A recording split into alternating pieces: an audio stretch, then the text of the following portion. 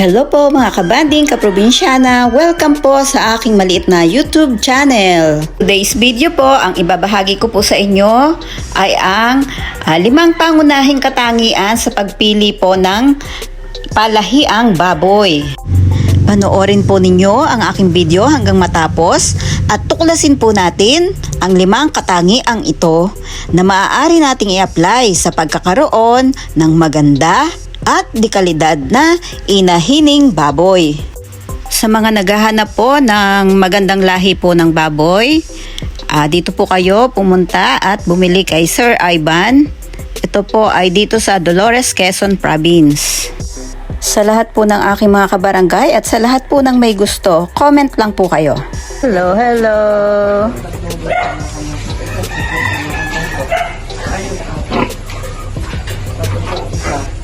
Lima. Kasi yung anak ng lima,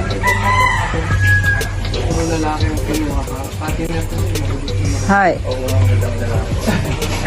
halos alam mo, kung yung lalaki yung anak, ako ang Hi, hi, hi. Hello, hello, hello.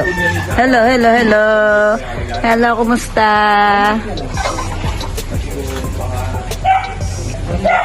Hi!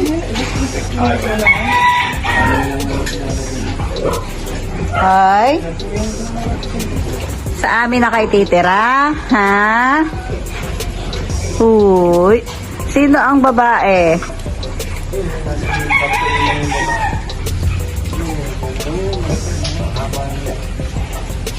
Ay, pamuli nga, pati nga natin ay, yan kuya. Ay, maganda yun, nasa sulit lang. Ay, palit na lang. Hi!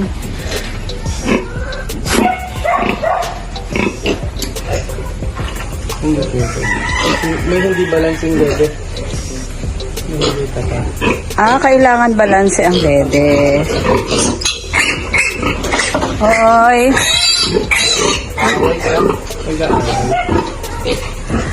Hi! Sino sa inyo ang balanse ang dede? Ganun pala yun. Babae na balanse ang dede. Gagawing mami. Ito yung maliit na yan dito.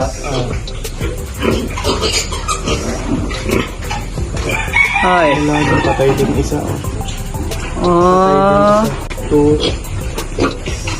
4, 6, 8, 10, 12, 1, 2, 3, 4, 5. 12. Kailangan po ilan ang... 14 po. Kailangan 14. 14. 12. 26. Bilang. 4, 6, 8, 10, 12. Balance. Kaso 12. Kung wala nang ganda Ang ganda ng puwet. Bilog mo. Ay.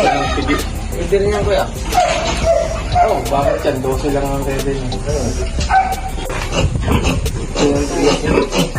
yung 13. 14, kasi hindi nakapantay. Ito wala dito, ito wala dito. Hindi pantay. 14 siya, pero hindi pantay. Hindi balance. Hoy, bakit hindi balanse? May ganun pa pala yun. Oo. Ayun ang maganda lalaki. Ay, lahat po yung magaganda. Ito. Ayan. Ilan dede mo? Nakakanatin na din yan. Sana. Ayan. 14. Tatandaan. 14.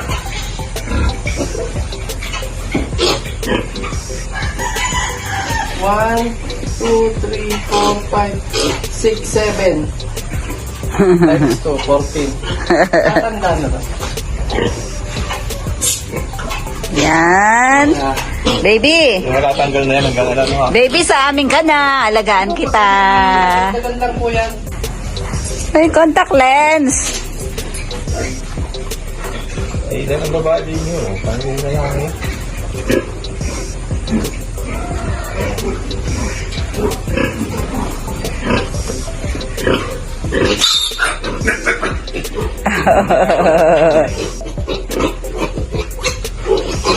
Ay, ilan dede mo? Ito rin yun eh. Yun nga yun. Ah, yan din. Yan, teka. Oo, baka maparami, mapasobra.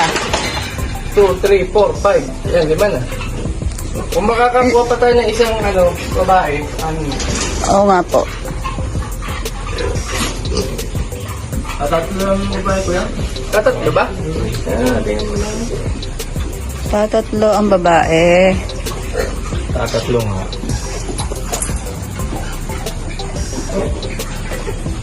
Mas madami pala ang lalaki pag nanganganak ang baboy.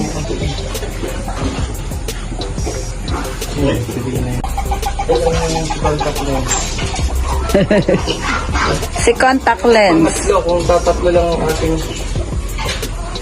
Ito. Isa, dalawa.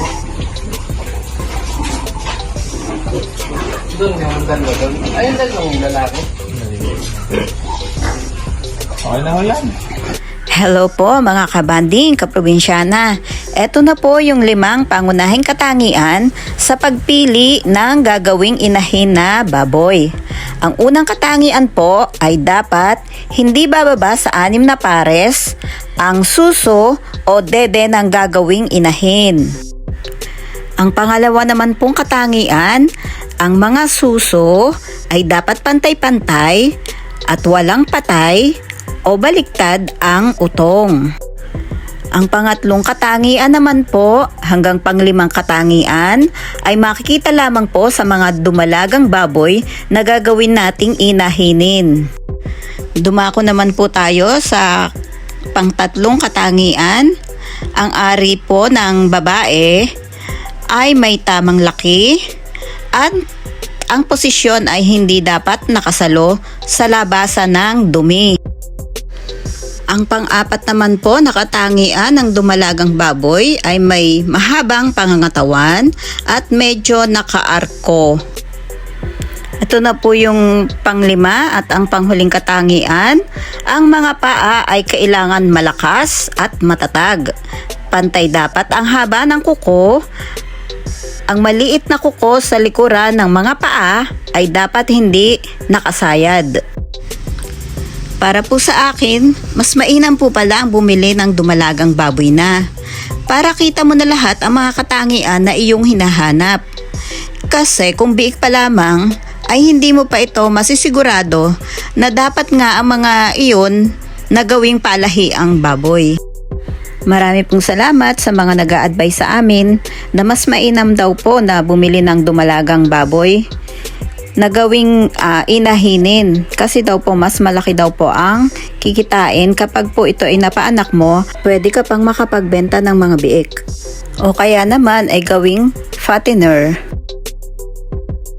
Maraming salamat po sa panonood sa aking video. Nawa po ay nakapagbahagi ako ng kaunting kaalaman tungkol po sa pagpili ng palahiang baboy.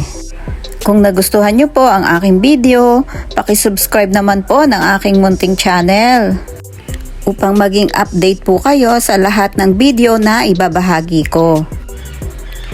Maraming salamat po.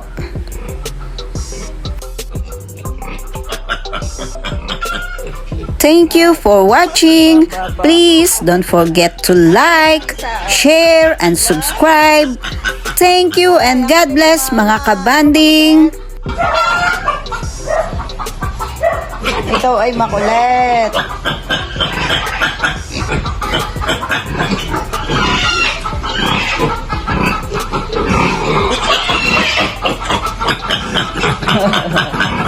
Naglalaro. Oo, talagang makulit.